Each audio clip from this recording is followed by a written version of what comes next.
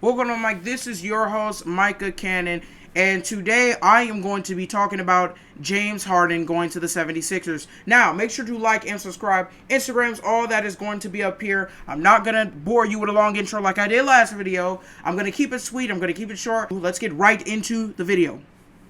Now, things about James Harden. James Harden, in case you didn't know, he's been wanting out of the Rockets organization seemingly all offseason. Of course, his teammate, Russell Westbrook, well, his former teammate at OKC and his teammate this previous year, he decided to go to Washington. It was really a trade swap between him and John Wall.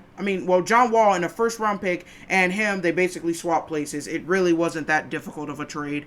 2 big contracts, 1 pick. What can you say? They basically got John Wall, and the thing is, James Harden, I feel like he's asking for a bit too much because last year they traded Clint Capella. They traded basically all of their big men, and none of those trades would have happened without James Harden having an input on it, without Russell Westbrook having an input on it. And it seems like James Harden's kind of doing it to himself sometimes, because with his play style, yes, it's flashy. Yes, we all love to see players get their ankles broken nowadays, but I don't think it's going to win you championships, James Harden. I really think he needs to bump it down and become more of a winning player rather than a player for himself. You know what I'm saying?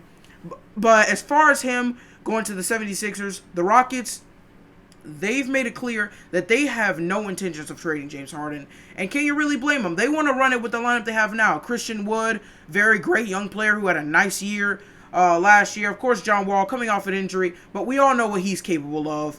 And then James Harden, the 30-point-per-game scorer that handles the ball. Now, John Wall, the good thing about him is he doesn't need the ball. So maybe him and James Harden will form a nice companionship under the new coach, whoever that's going to be. I think they already decided their new coach, but I'm not quite sure yet. So hold off on that news. I'm pretty sure I said that in another video somewhere down there. So go check that out, but after you view this video. However, I really am interested to see what Houston's going to look like with the new additions of Christian Wood and John Wall. I thought personally Houston was going to hit the reset button and trade Russell Westbrook and James Harden for picks and stuff, but evidently one of those happened, and that was only Russell Westbrook getting traded for another rotational superstar. Now, as far as James Harden goes, I think the best fit for him would be a team ready to win, a team with a leader, a team with a LeBron James type leader on it. A team that can really get him together. The thing is, he's never liked that. Chris Paul was all on to him about holding the ball too much and making bad and not winning plays, and guess what? Chris Paul was traded the next season.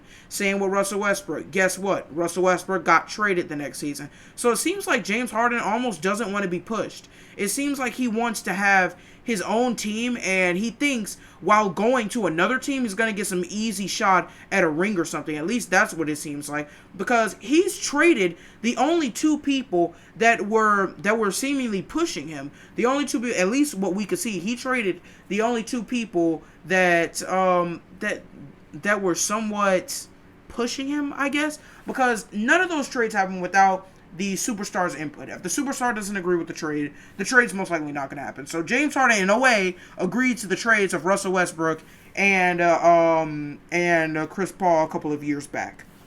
I just don't really know how he's going to win with his level of play. You can't really win like that in the NBA, and that's the thing about him. Will he go to a team and turn them better or worse? Because with Russell Westbrook, that team was better than they were last year. With Chris Paul, that team was better than they were the previous years. But with just James Harden, they've lost a lot of games. And of course, we get all the flashy stats from James Harden, but it's just not cutting it. I really believe that Harden needs to stay in Houston, see how it's going to play out. And if he doesn't play out the way he wants to, then he's just going to have to maybe find another place to go. But he needs to see how this plays out.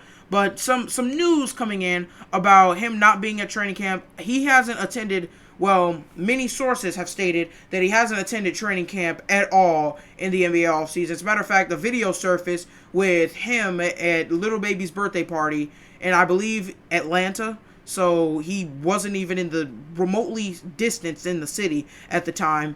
So he was partying. He clearly has no intention for playing for Houston.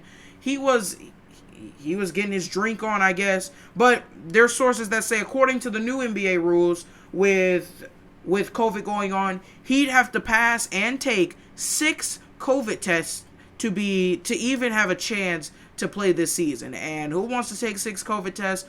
I don't think anyone does, because it involves like a 10-meter Q-tip being stuck up your nose. But besides that, James Harden, you've dug a hole for yourself. I'm just gonna say that right now. You've dug a pretty decent hole for yourself.